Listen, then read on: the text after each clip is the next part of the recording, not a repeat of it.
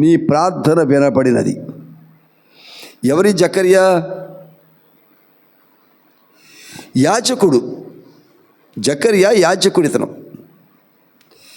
యాజకుడు ప్రార్థన చేస్తూ ఉంటే దూత ప్రత్యక్షం ఏంటిందంటే, జకర్యా నీవు భయపడకుమని. పేరు పెట్టి పిలిచి భయపడవద్దు అంటే ఏ పరిస్థితిలో ఉన్నట్టు? భయపడుతూ ఉన్నట్లు. ఏదో కలవరపాటు, ఏదో ఒక ఆందోళన ఉంది, ఏదో ఒక అయాసకరమైన స్థితి ఉంది ఆయనలో. సరే, ఆయనలో ఏముందో మనకు తెలియదు, కానీ మనలో అయితే చాలా ఆయాసకరమైన పరిస్థితులు ఉన్నాయి. చాలా విషయాల్లో భయపడుతూ ఉన్నాం. చాలా ఆందోళనకరంగా మన జీవితాలు సాగుతూ ఉన్నాయి. ఎప్పుడు ఏమి సంభవిస్తుందో అర్థం కావటం లేదు. ఎప్పుడు ఏది మీదకు వస్తుందో అర్థం కావటం లేదు. ఎప్పుడు ఏ కీడు సంభవిస్తుందో, ఏ ప్రమాదం జరుగుతుందో, ఏ లాస్ కలుగుతుందో అర్థం కావటం లేదు. ఎంత ప్రార్థన చేసుకున్నా, ఎంత భక్తిగా ఉన్నా, ఎంత నమ్మకస్తులుగా ఉన్నా వ్యతిరేకతలు మాత్రం కూడా అలాగే పెరిగిపోతూ ఉన్నాయి. మెట్టు ప్రతి ఒక్కరి జీవితంలోనూ ఆయాసమే ఉన్నది. ఈ రోజున ఏ ఒక్కరూ నెమ్మదిగా ఉండలేకపోతున్నారు. ఈయన యాజకుడే, భక్తుడే, విశ్వాసే, పైన యాజక ధర్మాన్ని నిర్వర్తించుతున్నటువంటి వాడు. అప్పుడు ఆటోమేటిక్గా దేవుడు ఇవ్వాలిగా అన్నిని. కానీ ఏమంటున్నాడు? నువ్వు భయపడకము, నీ ప్రార్థన వినపడింది అంటున్నాడు. అంటే ఇంతటి ప్రార్థన, ఇంతటి భక్తుడు కూడా ఏముంది? ఇప్పుడు భయం ఉంది. గమనించాలి.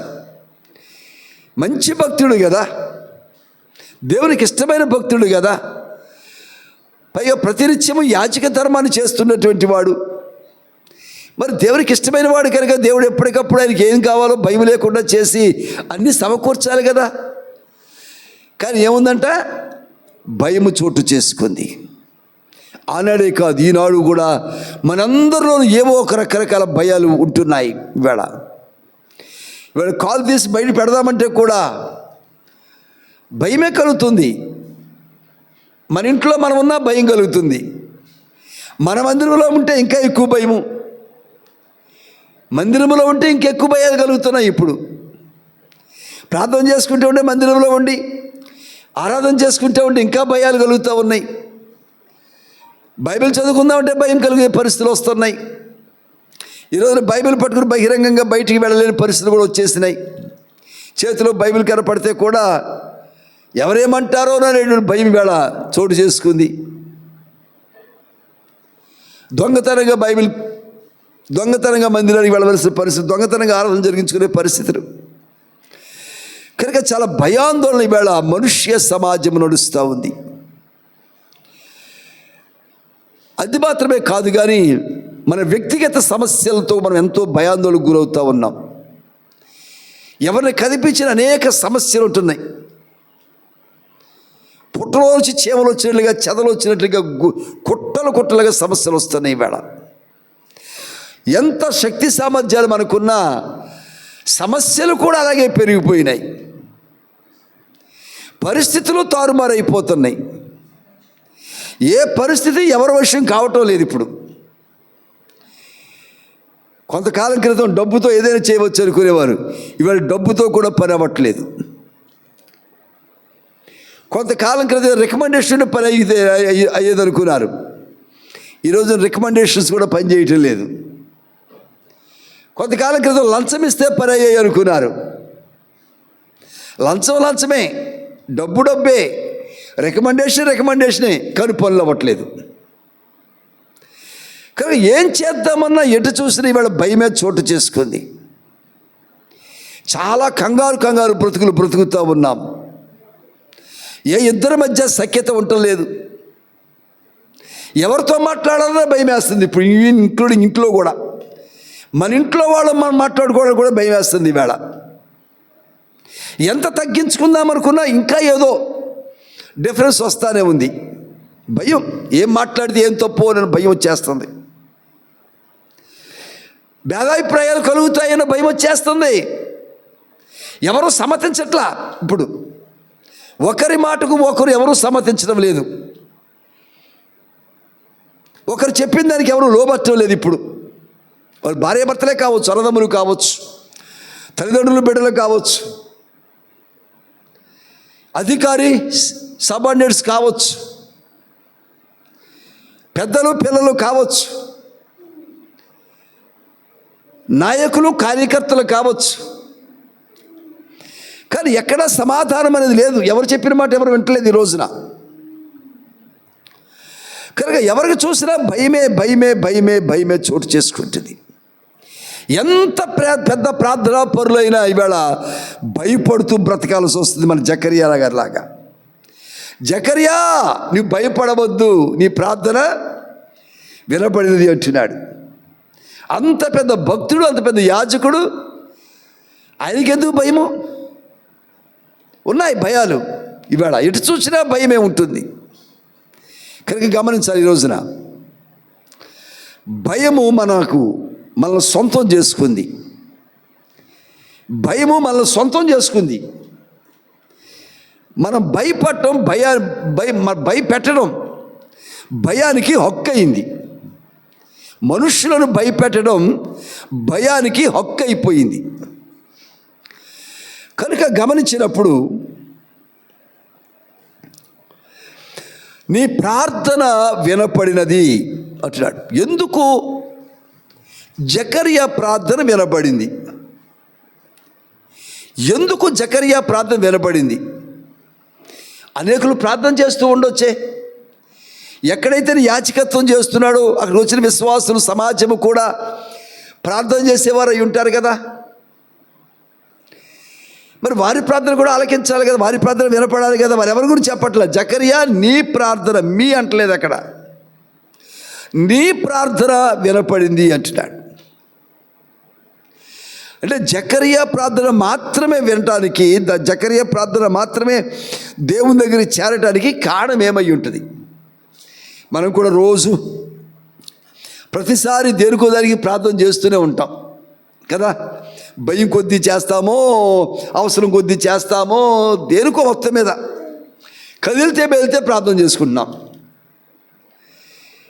ఎటు మెదిలినా ప్రార్థన చేస్తున్నాం, ఏం చేసినా ప్రార్థన చేస్తున్నాం,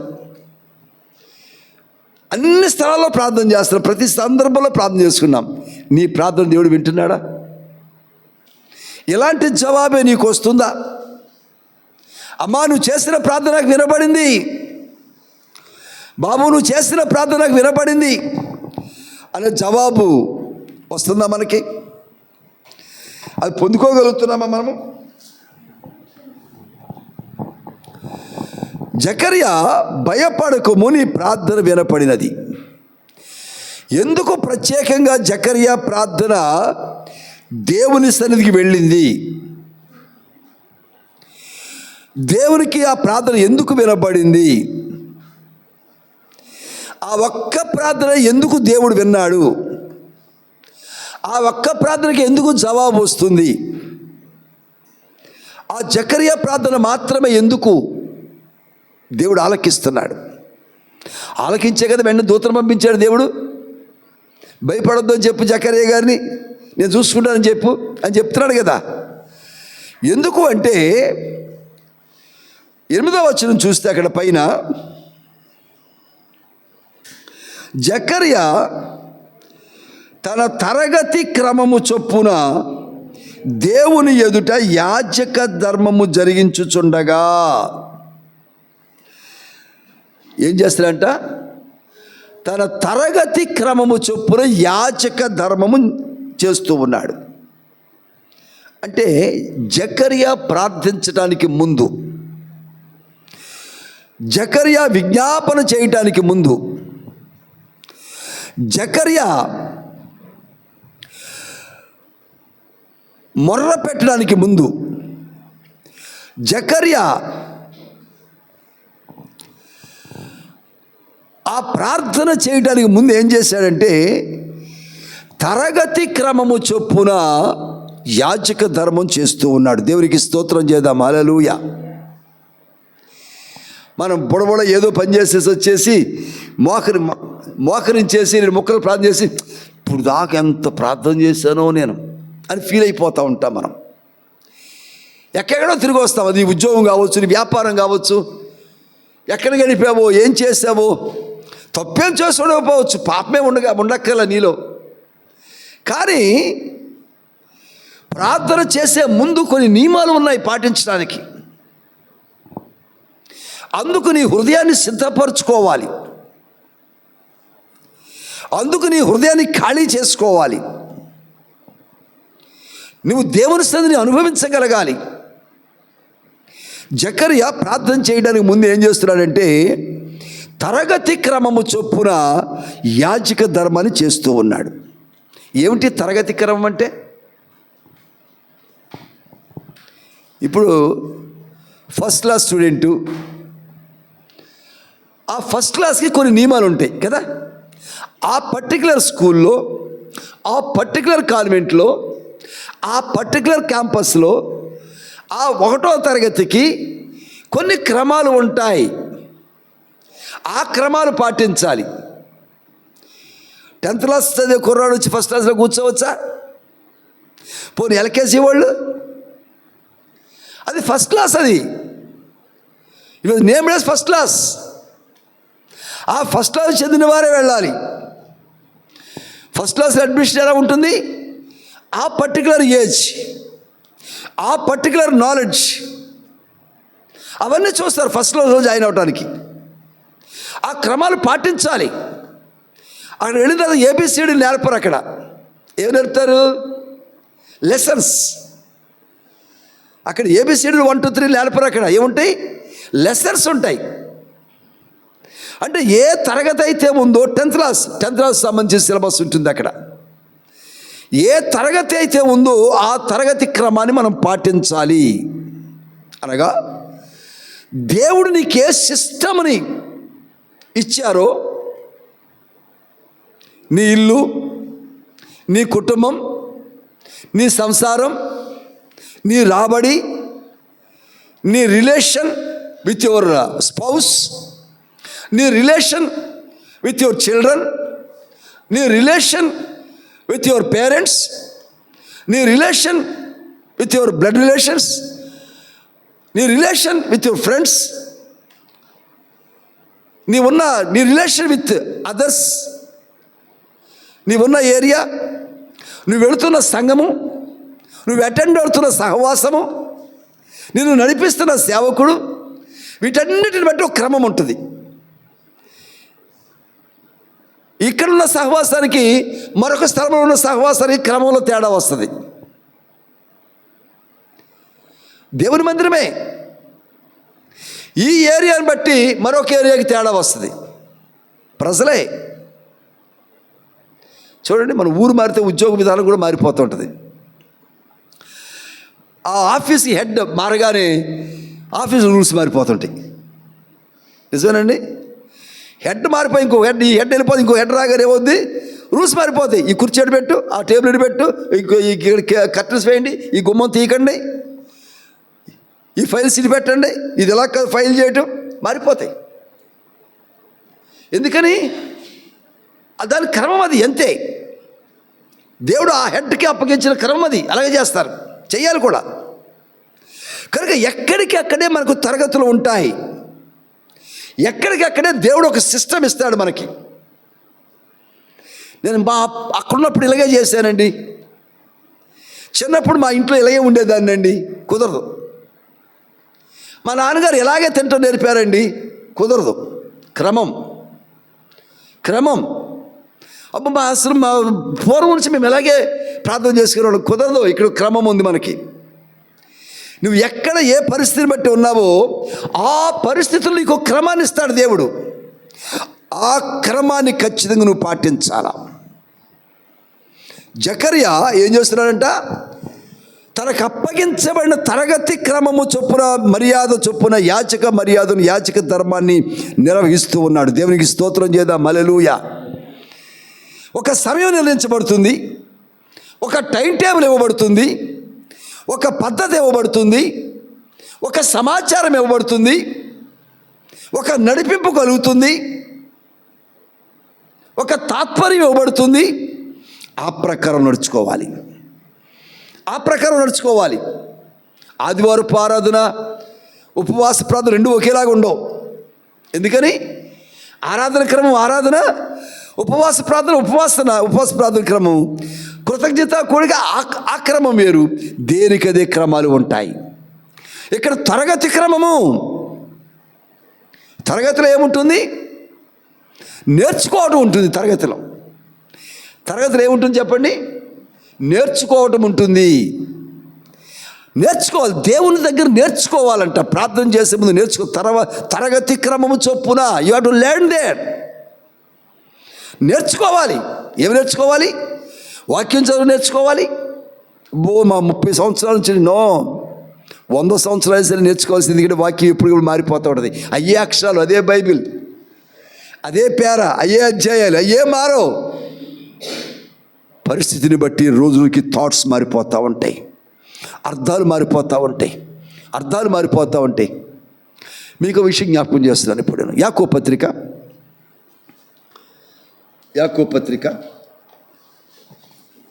5వ అధ్యాయం 17వ వచనం చదవండి.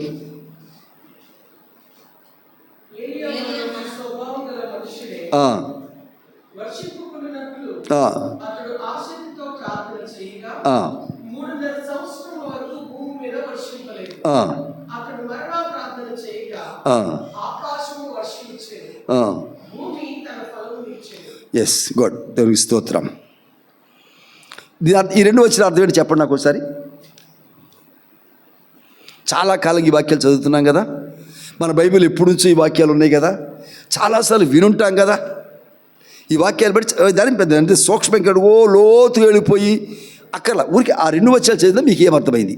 సింపుల్గా మీకు ఓపెన్ అయిన అర్థం చెప్పండి నాకు. ప్రార్థన గురించే అది కూడా ఓకే, చెప్పండి ఇప్పుడు. నేను చదవన మళ్ళీని. ఏలియా మన వంటి స్వభావం గల మనుషుడే, వర్షింపకున్నట్లు అతను ఆసక్తితో ప్రార్థన చేయగా 3.5 సంవత్సరముల వరకు భూమి మీద వర్షింపలేదు. అతడు మరలా ప్రార్థన చేయగా ఆకాశము వర్షమిచ్చెను, భూమి తన ఫలమిచ్చెను. ఊరికి అర్థం చెప్పండి చాలు నాకు.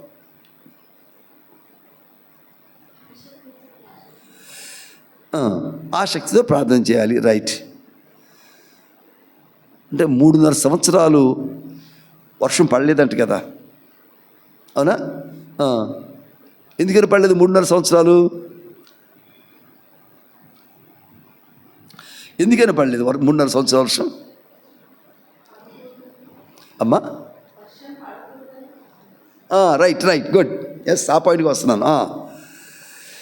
వర్షం పడకూడదని చెప్పేసి ప్రార్థన చేశాడు, అందుకని వర్షం పడలేదు, రైట్. ఇప్పుడు దాని ఎక్స్ప్లెనేషన్ కొంచెం మార్చేస్తాను. ఇప్పుడు చూడండి, మీరు చెప్పింది కరెక్టే, నేను దానికి కాదంటలా. It's 100% correct. ఇప్పుడు కొంచెం మారుస్తున్నాను, దాని మీనింగ్ కొంచెం మారుస్తున్నాను నేను.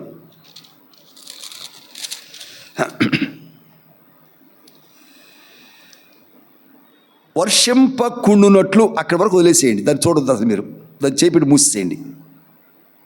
మూసేయండి. అతడు దగ్గర చూడండి. ఇప్పుడు అతడు ఆసక్తితో ప్రార్థన చేయగా 3.5 సంవత్సరం వరకు భూమి మీద వర్షింపలేదు. ఇప్పుడు ఏమర్థం వస్తుంది మనకి? వర్షం కొరకు 3.5 సంవత్సరాలు ప్రార్థన చేశాడు కానీ, అంతేనా? వర్షింపకున్నట్టు మూసేయండి, చేత్తో మూసేయండి, దాన్ని చూడద్దు అసలు, పట్టించుకోవద్దు. మిగిలిన చదవండి. ఇప్పుడు అతడు ఆసక్తితో ప్రార్థన చేయగా 3.5 సంవత్సరములు భూమి మీద వర్షం పడలేదు. అంటే దేనికోసం ప్రార్థన చేశాడు? ఇప్పుడు చెప్పండి. మనం కూడా చాలా కాలంగా, చాలా సంవత్సరం ఒక అవసరం కొరకు ప్రార్థన చేస్తున్నాం. జరుగుతుందా? పని జరుగుతుందా? పని జరగట్లేదు. ఆసక్తితోనే ప్రార్థన చేస్తున్నాం.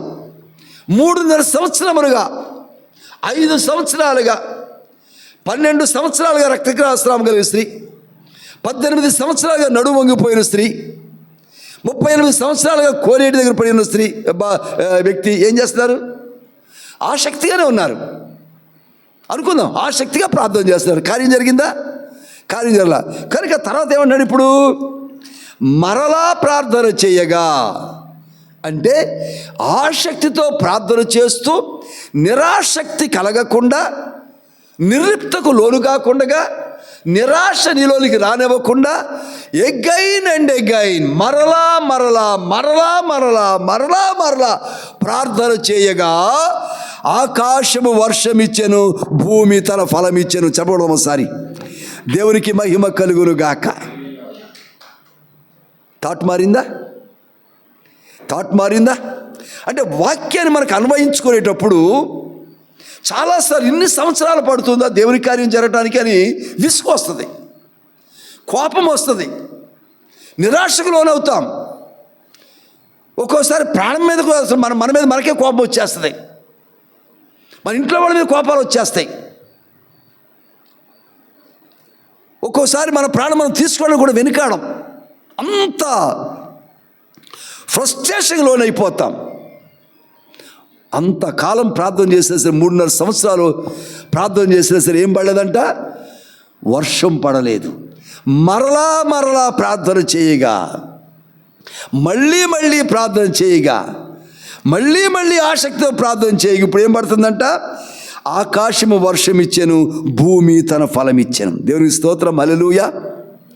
సో వాక్యాన్ని మనం అన్వయించుకోవడానికి ఎప్పటికప్పుడు మన జీవితానికి, మన విధానానికి అన్వయించుకున్నప్పుడు, ఎందుకంటే ప్రార్థన చేసేటప్పుడు తరగతి క్రమము అన్నాడు. అందుకని ప్రార్థన చేసేటప్పుడు ఏముండాలంట, తరగతి క్రమము. ఏ తరగతి క్రమం ఇప్పుడు మనం ఆలోచించాలి? అసలు ఈ తరగతి ఏంటి? Daddy, what class are you studying? Second class. సెలాఫియల్, what class are you studying? Something. Okay, దానికి సంబంధించి ఈ వాక్యం వింటున్న నీకు కూడా ఒక క్లాస్ ఉంది, ఒక తరగతి ఉంది, ఒక క్రమం ఉంది. ఆ క్రమం ఏమిటో ఆ క్రమము చొప్పున ప్రార్థన చేయాలి. నువ్వు ఏదో 2 ముక్కలు ప్రార్థన చేసి ఏదో నేను ప్రార్థన చేశానండి, ప్రార్థన అండి, పొద్దుడిచి ఆల్ నైట్ ప్రేయర్ అండి, 3 రోజులు ఉపవాస ప్రార్థనలు అండి. అది ఎంతమంది జనం వచ్చారో, ఓకే గుడ్. కానీ కార్యం ఏం జరిగింది? వర్షం వచ్చిందా? భూమి ఫలితాన్ని ఇచ్చిందా? నీ ప్రార్థన ఫలితం దక్కిందా? నీ ప్రార్థన ఫలించిందా? జకర్యా, నువ్వు భయపడవద్దు, నీ ప్రార్థన వినబడింది. Angel touched there. అక్కడ దూత ప్రత్యక్షమై మాట్లాడుతూ ఉంది, జకర్యా నువ్వు భయపడవద్దు. ఎందుకు ఆ సమాధానం వచ్చిందో తెలుసా? ఎందుకంట తరగతి చొప్పున ఈరోజు నువ్వు ప్రార్థన చేయడానికి నువ్వు కూడా మోకరించబోతూ ఉండగా, నీ తరగతి ఏంటి? తరగతి అంటే దాన్ని కూడా కొంచెం మార్చుకుందాం. వాక్యాన్ని మనం యాకోబు పత్రికలో దాన్ని కొంచెం మార్చి మనం అన్వయించుకున్నట్లుగా దాన్ని కూడా మార్చుకుందాం. తరగతి అంటే తర్వాత గతి. ఈ తరగతి తర్వాత ఏమవుతుందో, ఫస్ట్ క్లాస్ నుంచి ఏం చేస్తాం మనం? సెకండ్ క్లాస్కి వెళ్తాం కదా. 1వ తరగతిలోంచి ఏం చేస్తామండి? 2వ తరగతిలోకి వెళ్తాం, అంతేనా? 2వ తరగతిలోకి వెళ్తాం. అంటే ఫస్ట్ క్లాస్ చదివేవాళ్ళు నెక్స్ట్ ఇయర్ ఎక్కడికి వెళ్ళాలి? వాళ్ళ తర్వాత గతి ఏంటి? గతి అంటే గమ్యం, మార్గం ఏంటది? 2వ తరగతిలోకి వెళ్ళాలి. అందుకు ఫస్ట్ క్లాస్లో ఉన్నారు ఈ వీళ్ళు. ఈరోజు ఫస్ట్ క్లాస్లో ఉండే కారణం ఏంటంటే, వచ్చే సంవత్సరం తరగతిని ముగించుకొని వారి తర్వాత గతి ఏంటంటే 2వ తరగతిలోనికి వెళ్ళాలి. 2వ తరగతిలోనికి ఎందుకు వెళుతున్నారంటే, అక్కడ ముగించుకొని 3వ తర్వాత గతి ఏంటి? 3వ వెళ్ళాలి. ఈరోజు గమనించు, నీ తరగతి ఏంటి? ఇప్పుడు ఇక్కడ నీ గతి మార్చబడాలి, నీ స్థితిగతులు మార్చబడాలి. ఎంతకాలం ఉన్నా అలాగే ఉండిపోకూడదు. నీ ప్రార్థనకి ఈరోజు జవాబు రావాలి. అందుకని యాకోబు పత్రికలో ఏమంటున్నాడు? ముందు వాక్యం చూద్దాం. 16వ వచనం, మీరు స్వస్థత పొందినట్లు ఒకని కొరకు ఒకడు ప్రార్థన చేయుడి. ఇప్పుడు మీరు చదవండి, నీతిమంతుని విజ్ఞాపన మనఃపూర్వమునదై బహు బలము గలదయ్యుండును. దేవునికి స్తోత్రం, హల్లెలూయా. జకర్యా యొక్క ప్రార్థన వెంటనే వెళ్ళటానికి, జవాబు రావటానికి, భయపడకుండా ఉండడానికి, ఓ గొప్ప కార్యం అక్కడ జరగడానికి కారణం ఏంటంటే, తరగతి చొప్పున తర్వాత గతిని గురించి ప్రార్థన చేస్తాడు. ఇప్పుడు ఈ స్థితిలో ఉన్నాను నేను, నెక్స్ట్ వాట్? నా తర్వాత గతి ఏంటి? ఈ లోకంలో ఈ జీవితం ఉంది, ఈ జీవితం తర్వాత గతి ఏమిటి? ఈ సమస్యతో ఉన్నాను, తర్వాత గతి ఏమిటి? ఈ ఇరుకులో ఉన్నాను, తర్వాత గతి ఏమిటి? ఇప్పుడు సిక్ అయ్యారు, ఓకే, హాస్పిటల్ అడ్మిట్ అయ్యారు అనుకుందాం. ఇప్పుడు తరగతి ఏంటి చెప్పండి? ఇప్పుడు హాస్పిటల్ అడ్మిట్ అయితే తరగతి అంటే తర్వాత గతి ఏంటి? ఎందుకు హాస్పిటల్కి వెళ్ళాం మనము? బాగయ్యి స్వస్థత పొందుకొని రావడానికి వెళ్ళాం మనం, అంతేనా? అంటే హాస్పిటల్ అడ్మిట్ అయిన తర్వాత గతి ఏంటి? స్వస్థత. ఒకవేళ చనిపోవడం అనుకోండి, హాస్పిటల్కి వెళ్ళాలా? హాస్పిటల్కి పని కట్టుకుని వెళ్ళి ఫీజులు కట్టి చనిపోతారంటండి? ఎవరున్నారా చనిపోయేవాళ్ళు? ఏదో బలహీనత వచ్చింది, లేదా హాస్పిటల్కి వెళ్ళి ఫీజులు కట్టి డబ్బులు టెస్టులు చేయించుకొని చనిపోయేస్తా అని వెళ్తారా? దేనికి వెళ్తున్నారు? ఎస్, ఒక బలహీనత వచ్చింది, హాస్పిటల్ అడ్మిటెడ్, తర్వాత గతి ఆ తర్వాత గతి ఏంటంటే స్వస్థత. బాగుపడి ఇంటికి రావాలి, అందుకు వెళ్తున్నాం ఆ తరగతికి మనం. ఆ తర్వాత గతిని హెచ్చించుకోవటానికి, ఫలింపును కలగటానికి వెళుతున్నాం మనం అక్కడికి. గమనించినప్పుడు ఆ తర్వాత గతి బాగుండాలి అంటే ఏం చేయాలంట? నీ ప్రార్థన ఎలా ఉండాలి? నీతిమంతుని విజ్ఞాపన మనఃపూర్వకమైనదై ఎలా ఉందంట? బలము గలదయ్యుండును అంటున్నాడు. దేవునికి స్తోత్రం చేద్దాం, హల్లెలూయా. అంటే నీ ప్రార్థన బలంగా దేవుని దగ్గర చేరాల, ఓటుకొండలాగా చేరకూడదు దేవుని దగ్గర నీ ప్రార్థన. జకర్యా గారికి ఏమొచ్చింది? ప్రార్థన చేయగానే దూత ప్రత్యక్షమైపోయింది అక్కడ. వెంటనే జకర్యా, నువ్వు భయపడవద్దు, నీ ప్రార్థన వినపడింది. హిజ్కియా గారు ప్రార్థన చేస్తాడు. హిజ్కియా రాజు ప్రవక్త గారు వచ్చాడు లేదా? ఏమన్నాడు? ప్రవక్త గారు చెప్తా ఉన్నాడు, నీవు కన్నీళ్లు విడిచి నేను చూచి నీ ప్రార్థన నేను ఆలకించి ఉన్నాను, నేను అంగీకరించి ఉన్నాను అని చెప్పేసి. ఎందుకు వచ్చింది జవాబు? నీ ప్రార్థన బలముగా ఉండాలి. ఓటెక్కల ప్రార్థన కాదు మనం చేయాల్సింది. ఏదో చిన్న ముక్కలు ప్రార్థన చేసి అది హృదయపూర్వకంగా ఉండకపోతే నీ ప్రార్థన, ఆ హృదయపూర్వకంగా ఉండడానికి ముందు ఏముండాలంట? నీతిమంతుని అంటున్నాడు. గమనించారు ఇక్కడ. తరగతి క్రమాన్ని ఎవరైతే పాటిస్తూ ఉంటారో వారు నీతిమంతులు. అందుకని జకర్యా ప్రార్థనకు జవాబు వచ్చింది. జకర్యా ప్రార్థనకు జవాబు రావడానికి కారణం ఏంటంట? ఆయన నీతిమంతుడు తరగతి క్రమాన్ని పాటిస్తున్నాడు ఆయన, అందుకు నీతిమంతుడు అయ్యాడు. ఆ నీతిమంతుని విజ్ఞాపన ఎలా ఉంటుందంట? మనఃపూర్వమై మహాబలము కలిగిన ప్రార్థనగా వస్తుందంట. దేవునికి స్తోత్రం, హల్లెలూయా. సామెత గ్రంథం 15వ అధ్యాయము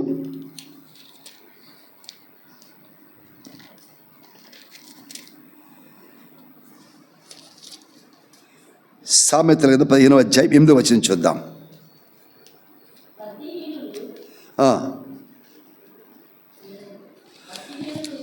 15:8 అమ్మా.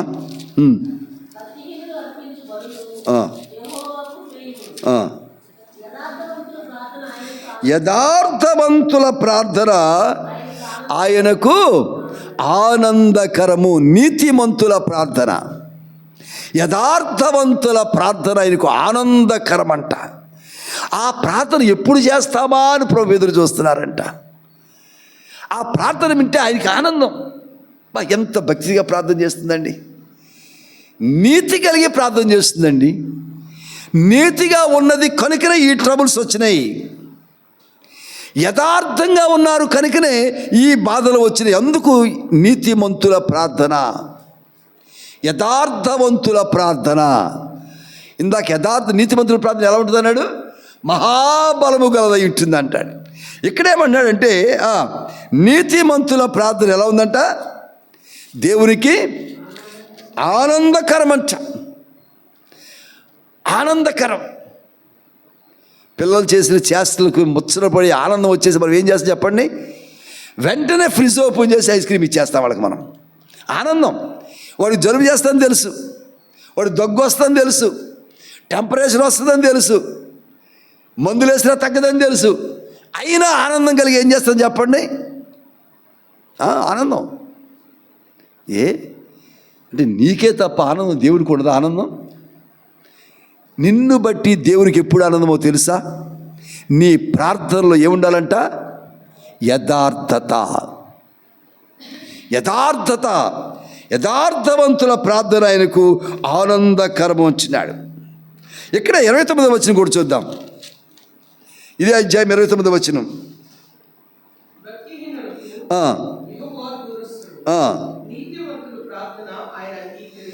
ఆమేన్. దేవునికి స్తోత్రం, హల్లెలూయా.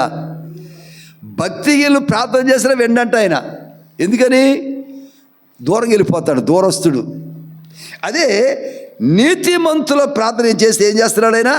ఆ ప్రార్థన అంగీకరిస్తూ ఉన్నాడు. కనుక ప్రార్థనలో ఏముండాలి ఇప్పుడు చెప్పండి? నీ ప్రార్థనకు జవాబు రావాలి అంటే, నీ సమస్యకు ప్రార్థన ద్వారా పరిష్కారం రావాలి అనుకుంటే, నీ శాపం నుంచి విడుదల పొందాలనుకుంటే, నీ ఆక్రందన, నీ విచారం, నీ దుఃఖం, నీ రోధం నుంచి మరలా ప్రార్థన చేయగా, ఇందాక ఏమనుకున్నాం మనము? వర్షము పడింది, భూమి తన ఫలితాన్ని ఇచ్చింది. అలా మరలా మనం ప్రార్థన చేస్తూ ఉండగా నీకు మంచి ఫలితం రావాలి. ఈ రోజున మంచి ఫలాలు పొందుకోవాలి. ఆ ప్రార్థన నీకు ఫలితాన్ని ఇచ్చే ప్రార్థన ఏంటయ్యి అంటే, ఒకటి నీతిమంతుల ప్రార్థన, రెండవది యథార్థవంతుల ప్రార్థన అంటున్నాడు. యథార్థవంతుల ప్రార్థన యథార్థంగా చేయాలి మనం. బైబిల్లో గమనించిన అనేక మంది భక్తులు దేవుడు ప్రత్యక్షమే వారితో మాట్లాడాడు. యాకోబుకు దేవుడు ప్రత్యక్షం కాలేదా? మరి యాకోబు యథార్థవంతుడా కాదా? యాకోబు అంటే ఏంటి? మరి యథార్థవంతుడు ఎలా అయ్యాడు? మరి నీతిమంతుడు ఎలా అయ్యాడు? మరి బేతేలు ఎందుకు ప్రత్యక్షమయ్యాడు దేవుడు? మగ సిరి గలవాడే ప్రార్థన అది ఏం చేస్తాడంట? పోరాడుతూ ఉంటే బేతేలు అయిన అతనికి ప్రత్యక్షమాయను. మరి ఒక మోసగాడికి ప్రత్యక్షమయ్యాడు కదా, మరి అది ఎట్లా సాధ్యమైంది? మనము కూడా మోసకారి జీవితాలు జీవించుచున్న వారమే కానీ తరగతి క్రమాన్ని పాటిస్తూ ప్రభు సన్నిధికి వచ్చి ఆ తరగతి క్రమాన్ని ఎప్పుడైతే పాటించామో మనం ఏమవుతామంట? నీతిమంతులుగాను యథార్థవంతులుగాను చేయబడతాం. అప్పుడు చేయబడే ప్రతి ప్రార్థన దేవుని సన్నిధికి వెళుతుంది. ప్రభు ఆ ప్రార్థనకు సంతోషిస్తున్నారంట, ఆనందపడుతున్నారంట. అది ప్రభు దానికి జవాబునిస్తూ ఉన్నారు. అక్కడ భూమి తన ఫలితాన్ని ఇవ్వబోతా ఉంది. దేవునికి స్తోత్రం, హల్లెలూయా. అందుకే ప్రార్థన ముందు ఎప్పుడు కూడా మనం ఏం చేసి సిద్ధపాటు కావాలి. ఆదివారం ఆరాధన కూడా ఏదో అవి దులుపుకొని ఈ కడుక్కొని హడావుడిగా చెమట పట్టుకొని హడావుడిగా వచ్చేసి లోపలికి ఆ ప్రభు స్తోత్రం స్తోత్రం స్తోత్రం. అసలు నీ హృదయానికి ఆ ఆరాధన చేసే స్థిమితి మీద అసలు వచ్చిన దగ్గర వచ్చి మన టైం చూసుకుంటూనే ఉంటాం. అయిపోయింది ఇంకా లేట్ అని చెప్పేసి ఇదే సరిపోతుంది. కానీ చెప్ప నీకు రావటం పోవటం ఈ హడావుడే సరిపోతుంది. కానీ స్థిమితంగా ఆరాధన చేయగలుగుతున్నావా? నీ హృదయం ప్రశాంతంగా ఉందా? మరి ప్రార్థన చేసేటప్పుడు అప్పుడు కూడా ఎలా ఉండాలి? హృదయం ఎలా ఉండాలి? ముందుగా సిద్ధపాటు కావాలి, తర్వాత తరగతి క్రమం పాటించాలి. ఆ సిస్టంలోకి వచ్చేయాలి. దేవుని యొక్క సన్నిధి అనబడే సర్క్యూట్లోకి వచ్చేయాలి. మీరు ఈ మధ్యకాలంలో అపార్ట్మెంట్లు, ఆఫీసులు ఆయా చోటకి వెళ్ళినప్పుడు ఆ లిఫ్ట్ దగ్గర అక్కడక్కడ కొన్ని బోర్డులు చూస్తారు. ఏంటి చెప్పండి అది? This area is under surveillance of ఏంటంట? సీసీటీవీ. అంటే ఏ పరిధిలో ఉన్నారు ఇప్పుడు మీరు? సీసీటీవీ పరిధిలోకి వచ్చారు ఇప్పుడు మీరు. సీసీటీవీ పరిధిలోకి వచ్చారు ఇప్పుడు మీరు. మిమ్మల్ని ఆ కన్ను చూస్తుంది.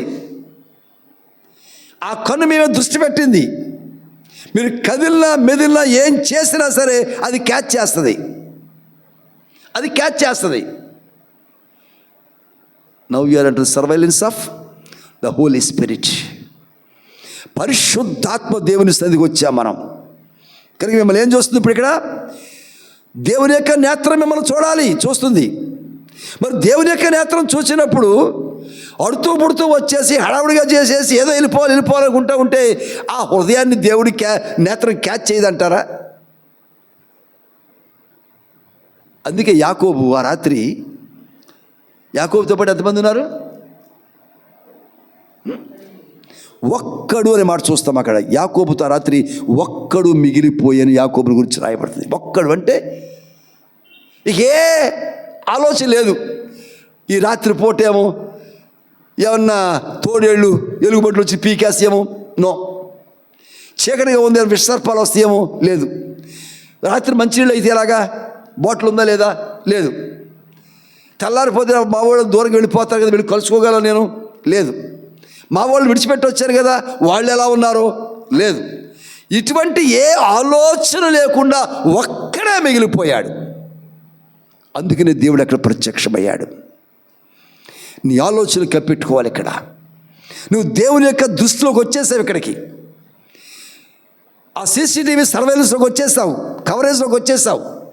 ఆ కవరేజ్లోకి వచ్చినప్పుడు రావడానికి ముందేం చేయాలి? నువ్వు తరగతి క్రమాన్ని పాటించాలి. ఆ సిస్టంలోకి రావాలి నువ్వు. ఇప్పుడు CCTV సర్వేలెన్స్కి వచ్చేసారు అనుకుందాం, ఇంకా ఆఫీస్ ఓపెన్ కాలేదు. ఆఫీస్లో సబార్డినేటో లేకపోతే ఆఫీసరో లేకపోతే వాచ్మెనో ఎవరో అక్కడే నైట్ అక్కడ ఉండిపోయాడు పాపం. అక్కడేదో వాష్రూమ్కి స్నానం చేసి వచ్చాడు. ఇప్పుడు బట్టలు వేసుకోవడం బయటకు వచ్చాడు అనుకోండి, CCTV కెమెరా క్యాచ్ చేస్తా చేయదా? చేస్తుందిగా. అందుకని ఏం చేయాలి? ఇప్పుడు ఏదో చుట్టేసుకుని రావడం కాదు, ఏదో చుట్టుకుని రావడం కాదు. ఏం చేయాలి? ఇప్పుడు జాగ్రత్తగా రావాలి, జాగ్రత్తగా రావాలి. అందుకు కెమెరాలు పడతాం కనుక దానికి అనుకూలంగా రావాలి. కెమెరాని క్యాచ్ చేస్తే కనుక అనుగుణంగా రావాలి. రేపొద్దున పై వాళ్ళు ఎవరు చూస్తే, దాన్ని అధికారులు చూస్తే ఎలా ఎందుకున్నావు సస్పెండ్ చేస్తారు, డిస్మిస్ చేస్తారు, ఎలా చేయరు. కనుక పద్ధతిగా కెమెరాలో పడాలి, సిస్టమేటిక్గా ఆనాలి కెమెరాకి, ఆ నేత్రానికి. ఆఫ్టర్ ఆల్ ఒక మనిషి తయారు చేసిన మెషిన్కే అంత జ్ఞానం ఉండి దానికి అంత వచ్చిన వాళ్ళు CC కెమెరా అని కంగారు పడిపోతా బెదిరిపోతూ ఉంటే మరి దేవుని స్థితిలో మనం ఎలా ఉంటున్నాము? దేవుడు చూడట్లేదా? ప్రసంగ గ్రంథంలో ఏముందంటే దేవుని సన్నిధికి వచ్చినప్పుడు ఎలా ఉండాలంటే మనము నీ ప్రవర్తనను జాగ్రత్తగా పరిశీలన చేసుకోవాలి. అంటే ఏంటి? కుర్చీలో కూర్చున్నామా కింద కూర్చున్నామా అది కాదు, నీ హృదయ పరివర్తన. కంగారుగా వచ్చావా? ఇప్పుడు చూడండి, బస్సు ఎక్కుతాం. బస్సు ఎక్కితే నెక్స్ట్ స్టాప్లో దిగిపోవాలి. ఇక్కడ ఎక్కాం, నెక్స్ట్ స్టాప్లో దిగిపోవాలి మనం, అవునా? ప్రశాంతంగా కూర్చుంటారంటారా?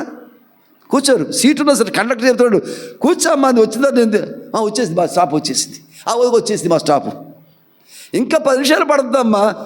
అలా డోర్లోకి వచ్చేసి లగేజ్ కింద జారిపోతా ఉంటుంది, ఫోన్ జారిపోవడం. అయినా సరే అమ్మ ఎందుకు డోర్లు ఎందుకమ్మా, కొంచెం పిలిస్తే బస్సు ఆపుతారు. వద్దు,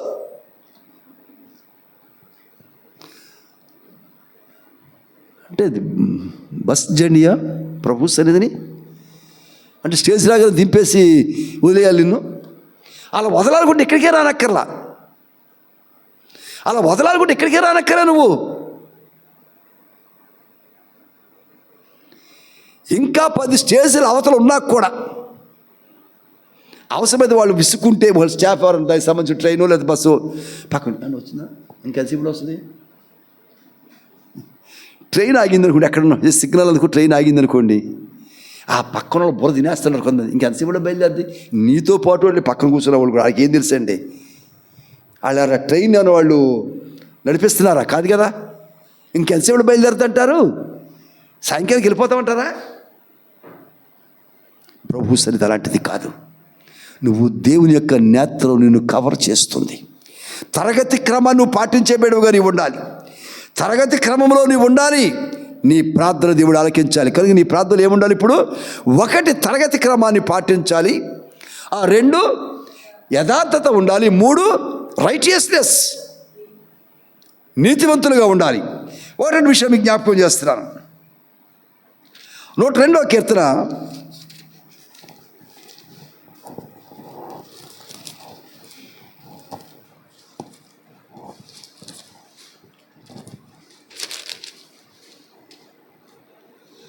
17వ వచనం. ఆయన దిక్కులేని దరిద్రుల ప్రార్థన నిరాకరింపక వారి ప్రార్థన వైపు తిరిగి ఉన్నాడు. దేవునికి స్తోత్రం చేద్దాం. హల్లెలూయా. దిక్కులేని దరిద్రుల ప్రార్థన వైపు ఆయన తిరిగి ఉన్నాడు. ఎంత మాత్రం నిరాకరించడంట. భేదవాడిన లాజరు నిత్యము ప్రార్థన చేస్తుండేటువంటి వాడు. అంత ప్రార్థన చేస్తూ ఉండేవి కూడా మరి కోటీశ్వరుడు అయిపోవాలి కదండి. బ్రతికే వరకు చనిపోయే వరకు కూడా దరిద్రుడిగా ఉన్నాడా, ధనవంతుడు అయ్యాడా? చెప్పాలా. చనిపోయిన బేదలాజరు, దాని పేరేంటంట, బేదలాజరు. టైటిల్లోనే పెట్టేశాడు బేదలాజరు అని. దరిద్రుడు అన్నాడు. చనిపోయే వరకు కూడా దరిద్రుడిగానే ఉన్నాడా, ధనవంతుడు అయ్యాడా? కానీ చనిపోయిన దగ్గరికి వెళ్ళాడు, అబ్రాహాముకి వెళ్ళిపోయాడు. అంటే ఇక్కడ ప్రార్థన చేసుకున్నాడు లేదా? ప్రార్థన చేసుకునేవాడే. ప్రార్థన చేసుకుని అక్కడ ఎందుకు వెళ్తాడు? అబ్రాహాముకి ప్రార్థనాపరుడు. అంటే ఎంత ప్రార్థనాపరుడు? చాలా గొప్ప ప్రార్థనాపరుడు. దిక్కులేని దరిద్రుడు, దీనముగా ప్రార్థన చేసేవాడంట. అందుకని అబ్రాహాముకి వెళ్ళిపోయాడు. కానీ ఈ లోకములో నిలువ నీడ లేకుండా నిత్య దరిద్రుడిగానే బ్రతికేశాడు. ఇక్కడ ఓ కొంప లేదు, ఓ గోల్డ్ లేదు, ఒక బండి లేదు, ఓ సెల్ ఫోన్ లేదు, ఓ భార్య లేదు, ఓ కుటుంబం లేదు, అన్నదమ్ములు లేరు, పిల్లలు లేరు, ఏం లేరు. నిరోమయంగా బ్రతికేకున్నంతకాలం. మరి అంతటి ప్రార్థన పడికి ఏం కావాలి ఇప్పుడు? మనమేం ప్రార్థన చేస్తాం చెప్పండి? మనం ఎప్పుడేం ప్రార్థన చేస్తామంటే ఇంకేదో తక్కువైంది, అది ఇచ్చే ప్రభా, ఇది ఇచ్చే ప్రభా, అది ప్రభా, అది కావాలి ప్రభా, ఇది ఇంకా పెంచు ప్రభా, అది ఇంకా విశాలం చేయి ప్రభా, ఇది ఇంకా హెచ్చించు ప్రభా. ఇది మనం చేస్తున్నాం ప్రార్థన. కానీ భేదవాడైన లాజరు ఏం ప్రార్థన చేశాడో తెలియదు. కానీ మెట్టుకు ఇక్కడ మాత్రం ఏం పొందుకోలేదు. కానీ బ్రతికిన కాలం అంతా దరిద్రుడిగానే దీనంగానే ఉన్నాడు. చనిపోయిన తర్వాత దేవదూతల చేత అబ్రాహాముకు కొనిపోబడ్డాడు. చెప్పబడదాం ఒకసారి. కానీ ఇక్కడ ఏమన్నాడంటే, ఆయన దిక్కులేని దరిద్రుల ప్రార్థన నిరాకరింపక వారి ప్రార్థన వైపు ఆయన తిరుగుతున్నటువంటి దేవుడిగా ఉంటాడంట. ఇదే కీర్తనలో 20వ అధ్యాయం చూద్దాం.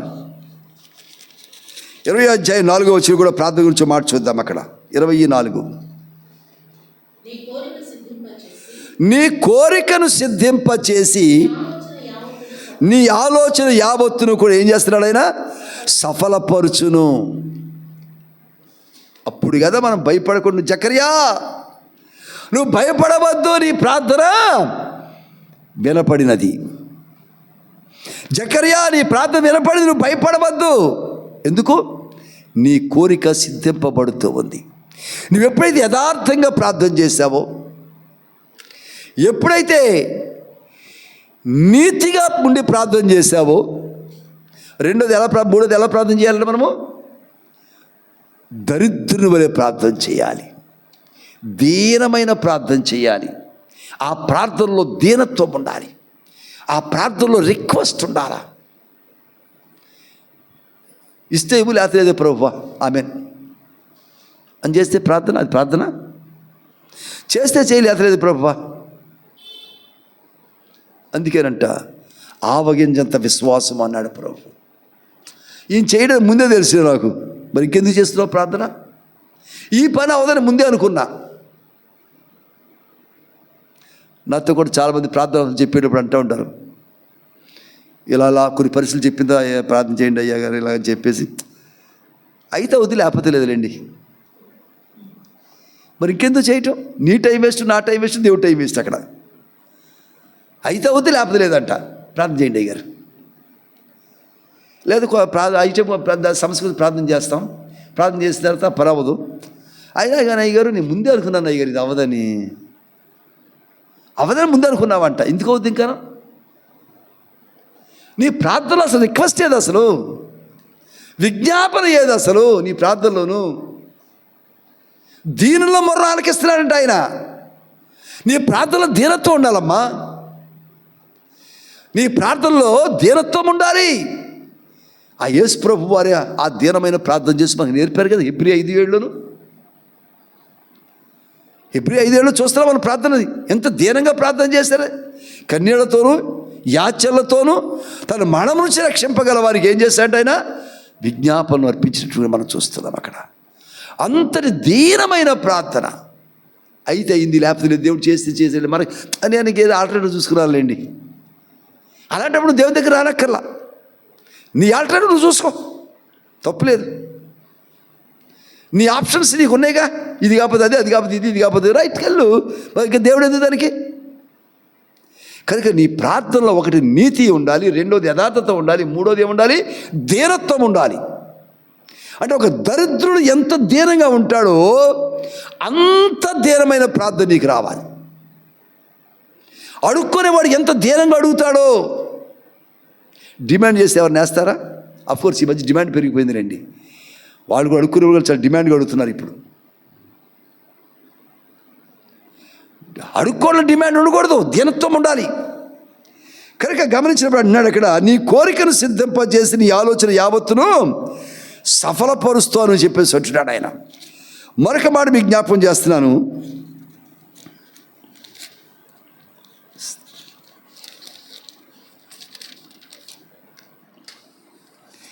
మొదటి పేతురు పత్రిక 3వ అధ్యాయము 12వ వచనం.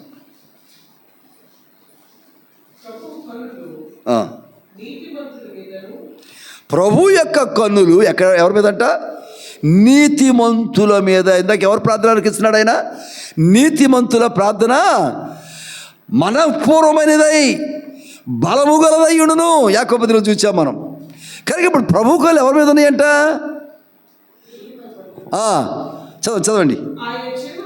ఆయన చెవులు వారి ప్రార్థన వైపునను ఉండును. దేవునికి స్తోత్రం చేద్దాం. హల్లెలూయా. దేవుని యొక్క కళ్ళు ఎవరి మీద ఉన్నాయంట? నీతిమంతుల మీద ఉన్నాయి. ఆయన చెవులు వారు చేసే ప్రార్థన మీద ఉంటుందంట. వారు చేసే ప్రార్థన మీద ఉంటుంది ఆయన చెవులు. అందుకే జవాబు వస్తుంది. మనలో తరగతి క్రమాన్ని మనం పాటించకుండా, ఆ సిస్టంలోనికి మనం రాకుండా, ఆ ఉపవాసంలోనికి మనం రాకుండా, దేవుని సరిదే సర్క్యూట్లోనికి మన హృదయం రాకుండా మనం ఎంత ప్రార్థన చేస్తే ఏమిటి ప్రయోజనం? కంఠశ్వాస తప్ప, మోకాళ్ళ నొప్పులు తప్ప, గొంతార్చిపోవడం తప్ప దేవుని దగ్గర నుంచి సమాధానము రాదు. అందుకే మనం యాకోబు చూసాం, మరలా 3.5 సంవత్సరాలు ప్రార్థన చేశాడు కానీ వర్షము పడలేదు. మరలా ప్రార్థన చేయగా వర్షం పడింది. భూమి ఏం చేసింది? తన ఫలాన్ని ఇచ్చింది. సో నీ విజ్ఞాపనలో మరలా, నీ దీనమైన ప్రార్థనలో మరలా ఒక అంశాన్ని నువ్వు పట్టుకున్నావంటే అది అయ్యే వరకు గోజాడి ప్రార్థన చేయాల. ఇక నాకు తీసుకొచ్చేస్తే అయ్య గారు ఇంకెందుకు నేను ప్రార్థన చేయటం మానేశా. ఏమొచ్చిందంట? ప్రార్థన చేయడానికే నీకు విసుకొచ్చేస్తే మరి చేసే ఆయనకి ఇంకెంత నీ ప్రార్థన జవాబు ఇచ్చే దేవునికి ఎంత విసుగు రావాలి నీ మీద? మనలో నీతి లేదు, యథార్థత లేదు, దీనత్వం లేదు. జవాబు మాత్రం వచ్చేయాలి. ఎట్లా కుదురుతుంది అది? కనుక యెహోవా ఆయన దృష్టి నీతిమంతుల మీదను ఆయన చెవులు వారి మీద చెవులు దృష్టి పెడుతున్నాడంట. మరొక మాట మనం జ్ఞాపకం చేసుకున్నప్పుడు రోమిలు రాసిన పత్రిక 9వ అధ్యాయం 16వ వచనం.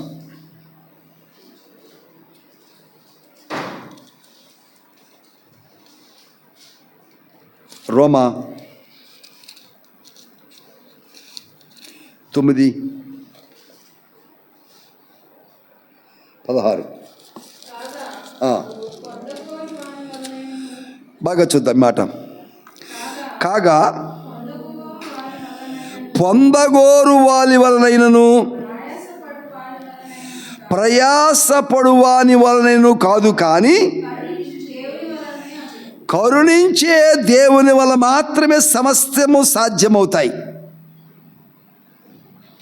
ఎవరి వల్ల అవుతుందంట? నీ ప్రార్థన, నీ కోరిక సిద్ధింపబడాలి అంటే, నీ ప్రార్థన జవాబు రావాలి అంటే, నువ్వేం అడుగుతున్నావు నువ్వు పొందుకోవాలి అంటే ఎక్కడుంది? కిటికీ ఎక్కడుంది చెప్పండి? కీ ఎక్కడుంది? ఇప్పుడు ఎవరి దగ్గర ఉందంట? పొందగోరు వారి వలన. ఎవరు పొందగోరుతున్న వారు? ఎవరు? ఇప్పుడు నీవేనా?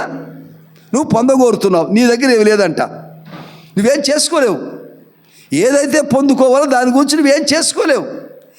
నెక్స్ట్, ప్రయాసపడు వారి వల్ల నిన్ను అష్ట కష్టాలు పడతా బండి లాగుతూ ఉంటారు, గేరు మార్చి లాగుతూ ఉంటారు జీవితాన్ని. పాపం ఎక్కడ చూసినా బండి అలాగే ఉంటుంది, భారం తగ్గదు, భారం తీరదు. వారి వల్ల కూడా ఏం కాదంట. ఎవరి వల్ల అవుతుందయ్యా అంటే కరుణించు దేవుని వల్లనే అగును. నీ ప్రార్థనకు దేవుడు కరుణించాలి, నీ ప్రార్థనకు దేవుడు జవాబు ఇవ్వాలి. జకర్యా భయపడకము, నీ ప్రార్థన విన్నాను. ఎందుకు ఆ మాట వచ్చింది? ఎందుకు ఆ జవాబు వచ్చింది? ఎందుకు భయపడవద్దు దూత మాట్లాడుతున్నాడు ఇక్కడ?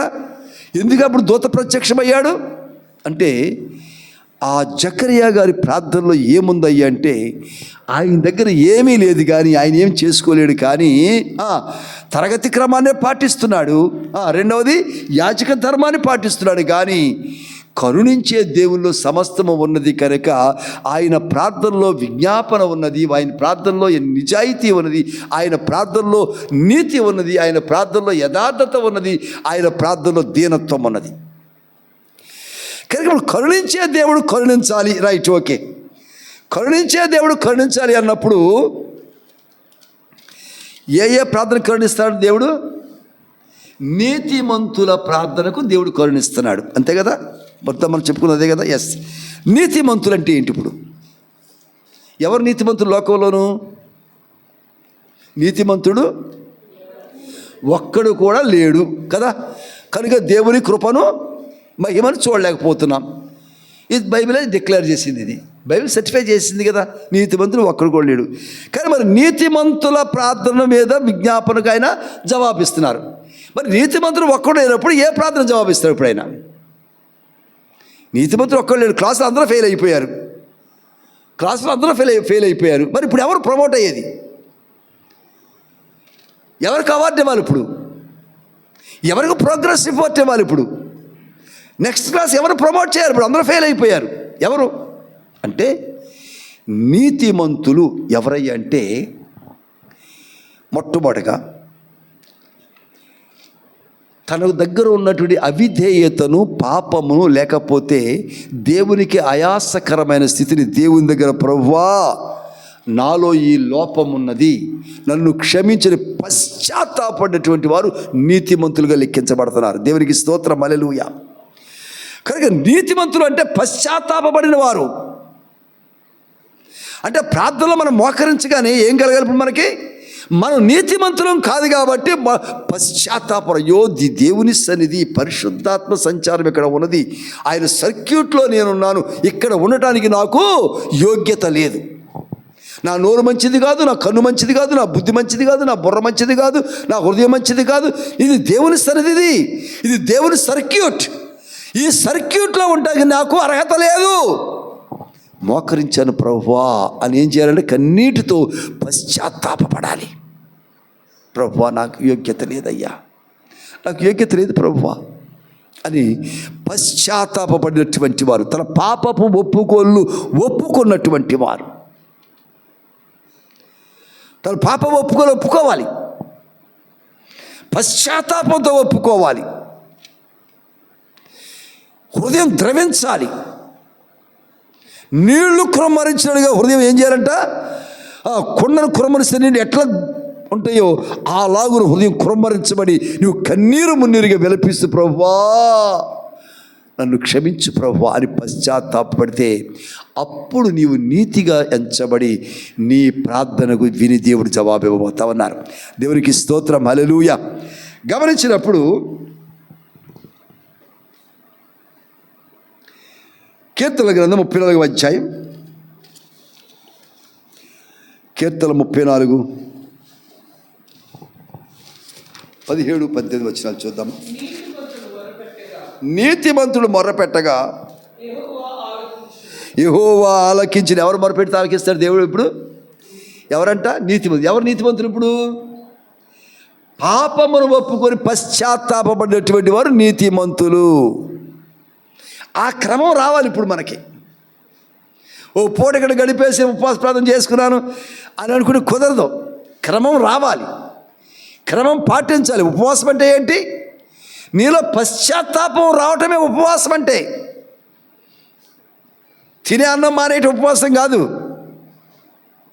నీలో పశ్చాత్తాపం కలగాలి, నీ స్థితిని బట్టి పశ్చాత్తాపం కలగాలి,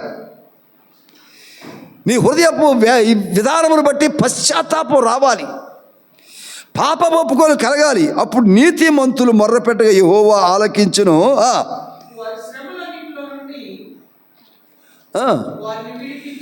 వారి శ్రమలు అన్నిట్లో నుంచి కూడా వారు ఏం చేస్తారంటే ఇప్పుడు విడిపించబడతారంట. చప్పడ కొట్టండి ఒకసారి. అనిపించట్లేదా? అనిపించలేదా? అంటే శ్రమలు పట్టడానికి రెడీ అయిపోయాం మనం. సరిపోవట్లేదు, ఈ సరిపోవట్లేదు, మోతాదు సరిపోలేదు, డోసు పెంచాలి ఇంకాను. ఇప్పటికే కింద మీద పడుతున్నాంగా, ఇప్పుడే తలములకు అయిపోయినాం కదా, ఎప్పుడు బయటపడదామా అని చూస్తున్నాం కదా అవకాశం కొరకు. ఎంతకాలం పడదాం? చుట్టూ శ్రమలే. మీకు చాలాసార్లు జ్ఞాపకం చేస్తారు యోబు 3:26. యోబు 3:26 మీకు చాలాసార్లు జ్ఞాపకం చేస్తారు. ఏమంటాడు అక్కడ యోబు గారు? నాకు నెమ్మది లేదు, సుఖము లేదు, విశ్రాంతి లేదు, శ్రమయే సంభవిస్తుంది అన్నాడు. 25వ వచనం అంటాడు, ఏమి సంభవించునో నేను భయపడుచుంటినో అదే నాకు, నేను భయపడుతున్నాను ఏదో జరిగిపోద్ది నష్టమని, అదే జరుగుతుంది నాకు. అందుకని జకర్యాకు ప్రత్యక్షమయ్యాకు, నువ్వు భయపడకు, నీ ప్రార్థన నేను ఆలకించి ఉన్నాను. కనుక గమనించుదాం. కీర్తన గ్రంథం 34:17 వచనం, నీతిమంతులు మొర్రపెట్టగా యెహోవా ఆలకించును, వారి శ్రమలన్నింటిలో నుంచి వారిని విడిపించును. ఈరోజు ఇప్పుడు మనం ప్రార్థన చేసుకోబోతున్నాం. ఎలా ప్రార్థన చేసుకోవాలో ఒక తరగతి క్రమం వచ్చింది ఇప్పుడు మనకి. క్లాసులో ఏ క్రమం పాటిస్తామో ఆ క్రమం వచ్చిందా లేదా? వచ్చిందని వాళ్ళు చేతను ఒకసారి. తరగతి క్రమం, ఉపవాస ప్రార్థన, విజ్ఞాపన ప్రార్థన, దేవుడు ఆలకించే ప్రార్థన చేయడానికి ఒక క్రమం ఈరోజు నీ తరగతిలో నేర్చుకున్నాను. అదే తరగతి మర్యాద అంటే. ఎలా ప్రార్థన చేయాలి, ఎలా ఉపవాసం ఉండాలి, ఏమని ప్రార్థన చేయాలి, ప్రార్థన చేసే విధానంలో నీ విధానం ఏంటి అసలు? దీనమైన మనసుతో, దీనమైన మనసు, దీన దరిద్రుల ప్రార్థన ఆలకిస్తారని వచ్చినాడు ఆయన. ఆ మనస్సు కలగాలి. అప్పుడు అంట వారి శ్రమలన్నిటిలోంచి వారిని విడిపించును. 18వ వచనం, యెహోవా ఆసనుడు. ఆమేన్. దేవునికి స్తోత్రం, హల్లెలూయా. ఒకటి, శ్రమలోంచి విడిపించబడుతున్నాం. రెండవది, రక్షించబడతా ఉన్నాం. దేవునికి స్తోత్రం, హల్లెలూయా. అనేక బాధల నుంచి రక్షణ, అనేక శ్రమ నుంచి రక్షణ, అనేక ఉగ్రతల నుంచి రక్షణ. ఉగ్రతలు, కాలం మారిపోతుంది. దేవుని యొక్క ఉగ్రతలో ఉన్నాం మనం ఇప్పుడు. ఈ ఎండ, భయంకరమైన ఎండ ఒక ఉగ్రత. రేట్లు పెరిగిపోతున్నాయి, అన్ని ఉగ్రత. ఏసీ లేకపోతే ఉండలేకపోతున్నాయి, ఉగ్రత. రోడ్డు మీదకి వెళ్తే యాక్సిడెంట్ జరిగిపోతున్నాయి, ఉగ్రత. కోపతాపాలు పెరిగిపోతున్నాయి, ఉగ్రత. కుటుంబంలో అశాంతి నెలకొంటుంది, ఉగ్రత. ఒకరికి ఒకరు పసుకోవటం లేదు, ఉగ్రత. ఒకరొకరు చంపుకున్నారు, ఉగ్రత. యుద్ధాలు పెరిగిపోతున్నాయి, ఉగ్రత. ఉగ్రత ఉగ్రత వచ్చేసింది. మనం వాడే ఆరోగ్యానికి వాడే మందులు కూడా కల్తీ మందులు, ఉగ్రత. చిన్నపిల్లలు తాగే పాలు కల్తీ, ఉగ్రత. ఉగ్రత చేసుకుంది. కానీ ఉగ్రత నుంచి కాపాడబడాలి, రక్షించబడాలి అంటే ఈ ప్రార్థన మనకు అవసరం. కనుక దయచేసి కొద్ది నిమిషాలు మోకరించుదాం. జకర్యా ఆయన జవాబు పొందుకోవటానికి కారణం ఏంటయ్యా అంటే ఏంటంట? తరగతి క్రమమును పాటించాడు. ఏ తరగతి క్రమము? ఏముంది దాంట్లో? ఇప్పుడు చెప్పాలి ఏముంది ఇప్పుడు దాంట్లోనూ? నీతి ఉన్నది, యథార్థత ఉన్నది, దీనమైన మనస్సు ఉన్నది. నీతి కావాలంటే ఏం చేయాలి? నీతి అనే క్రమం మనకు రావాలంటే ఏం చేయాలి? పశ్చాత్తాపపడాలి.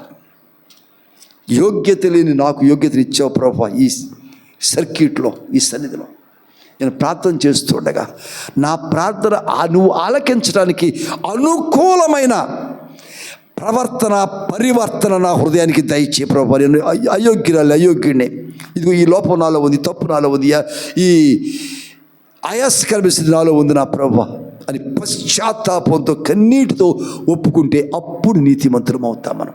అప్పుడు ఏమవుతుందంట? శ్రమలోంచి విడిపించబడతాము. నీ ప్రార్థన దేవుని సన్నిధికి చేరుతుందని జవాబిస్తున్నారు. శ్రమలోంచి విడిపించబడతాం, రెండవది రక్షించబడతాం. ఇందా మనం చదువుకున్నట్లుగా నీ కోరిక సిద్ధింపబడుతుంది, వర్షం వస్తుంది, భూమి నీకు ఫలితాన్ని ఇస్తుంది. వర్షం అనే ఆత్మ కురమరించబడాలి. ఇప్పుడు ఇక్కడ వర్షం అని ఎంతమంది ఉన్నారని కాదు, ప్రభువు లెక్కకు సరిపడిగా ఉన్నాం. ఇక్కడ మనం ప్రభువు లెక్కకు సరిపడిగా ఉన్నాం. ఇప్పుడు ఏకీభవించి ఒకరొకరు ప్రార్థన చేస్తూ ఉండగా పరిశుద్ధాత్మ కురమరింపు వర్షం వలె వచ్చును గాక. వర్షం అంటే ఆత్మది, వర్షం అంటే ఆత్మ. చాలా రెఫరెన్స్ ఉన్నాయి దాని కొరకు.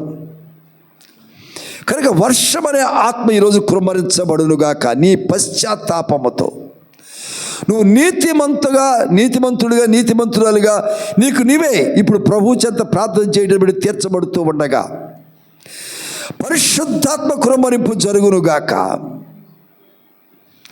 నువ్వు యథార్థంగా ప్రార్థన చేయదువుగాక. నీతిమంతుల ప్రార్థన మనోబలం గలదై, మనపూర్వకమైనదై బలముగా ఉంటుందని విన్నాం మనం. యథార్థవంతుల ప్రార్థనను ఆలకిస్తాడు విన్నాం మనం.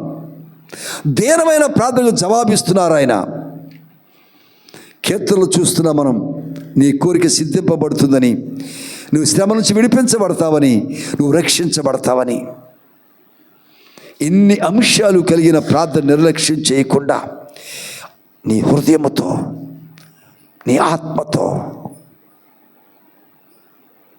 ప్రభువుతో గడపడానికి ఇష్టపడు. నువ్వు ప్రభు యొక్క సర్క్యూట్లో ఉన్నావు ఇప్పుడు, and surveillance of the holy spirit. ప్రభు సన్నిధిలో ఉన్నావు. ఆయన నేత్రము నిన్ను చూస్తూ ఉంది. ఆయన చెవులు నీ విజ్ఞాపన కొరకే వేగిర పడుతూ ఉన్నాయి. ఆయన దిగి రావడానికి ఇష్టపడుతున్నారు. నీ ప్రార్థన కొరకై, నీ విజ్ఞాపన కొరకై దిగి రావడానికి ఇష్టపడుతున్నారు ఆయన. To carry your request. నీ విజ్ఞాపన మోసుకెళ్ళి దూతలు పంపిస్తున్నాడు ఆయన. ఓ పరిశుద్ధాత్మ సంచరణ నీ మధ్యలో ఉండును గాక. నువ్వు ఆత్మశక్తి చేత నింపబడదువు గాక. పరిశుద్ధాత్మ నింపుదల నీకు కలుగును గాక. ఆ పరిశుద్ధాత్మ అగ్నిని తాకును గాక. అగ్ని చేత కాల్చబడుతూ ఉండగా నువ్వు పశ్చాత్తాపంతో కన్నీటితో నీ హృదయం ద్రవిస్తూ ఉండగా, ఓ విజ్ఞాపన చేస్తుండగా, నువ్వు నీతిమంతువుగా నువ్వు తీర్చబడి నీ ప్రార్థన చేస్తుండగా ఆ ప్రార్థన బలము గలదై దేవుని సన్నిధికి చేరును గాక. ఆ బలమైన ప్రార్థనకు ఇప్పుడే జవాబును పొందుకుందువు గాక. నువ్వు మోకరించి ఆమెన్ అని లేచేసరికి నీకు జవాబు రావాలి. కొద్ది నిమిషాలు ఎవరికి వారే ఇందాక ప్రార్థన అంశాలు చెప్పాను మీకు. నేను వైజాగ్ నుంచి వచ్చిన సిఐ సోమరాజు గారు కూడా నేను వచ్చి అంశాలు అవి కూడా చెప్పాను మీకు. నేను వారి చనిపోయిన కుమార్తె యొక్క కూతుళ్ళు, 2 కుమార్తెలు, బ్రతికి ఉన్న 2 కుమారులు, 2 కుమార్తెలు, అలానే ఇంకా చాలా అంశాలు మీకు చెప్పాను. ఇప్పుడు ఇందాక నేను అనేక మంది పేర్లు చెప్పుకొచ్చాను. వాటి కొరకు తర్వాత ప్రార్థన చేద్దాం. ఈ అంశాలని ముందుగా నీ వ్యక్తిగతంగా ఏ శ్రమలో ఉన్నావో, ఏ ఇరుకులో ఉన్నావో, ఏ భారంతో ఉన్నావో, ఏ వేదనతో ఉన్నావో, నీకు నచ్చిన స్థలంలో మోకరించు.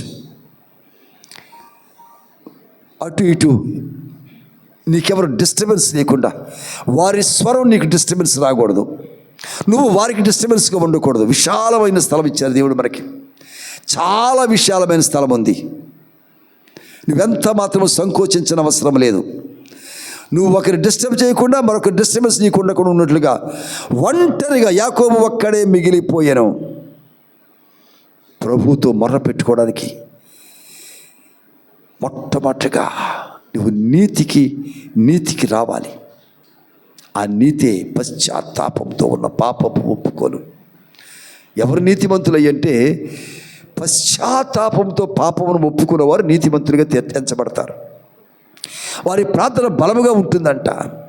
వారి ప్రార్థన మీద ఆయన చెవులు పెడుతున్నారు. ఆయన ఆ ప్రార్థన మీద జవాబు ఇవ్వడానికి ఇష్టపడుతున్నారు. అందుకే జకర్యా, నువ్వు భయపడవద్దు, నీ ప్రార్థన చేరిపోయింది మా దగ్గరికి. You received your request, your prayer, don't worry.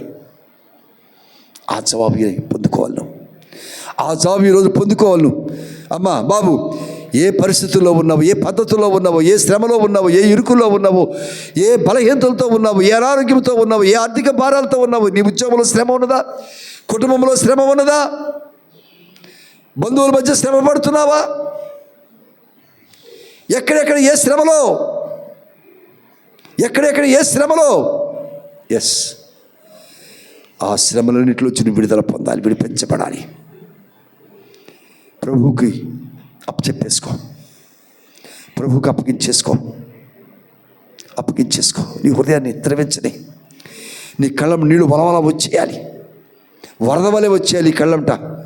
ఎవరేమనుకోరు ఇక్కడ, అయ్యో అంత ఏడుస్తుంది ఏమైందో అనుకోరు, ఎవరు అనుకోరు. అది మంచిది, అది నీకు మంచిది. దేవుడు నీ కన్నీళ్ళను చూస్తున్నాడమ్మా బాబు, దేవుడు నీ కన్నీళ్ళు చూస్తున్నాడు. ఆయన చూచి నీ ప్రార్థనకు జవాబు ఇవ్వడానికి ఇష్టపడుతున్నారు. ఆయన వ్యక్తిగతంగా కొంచెం ప్రార్థన చేసుకో. నీ శ్రమలన్నిటి నుంచి విడుదల కలుగునుగా.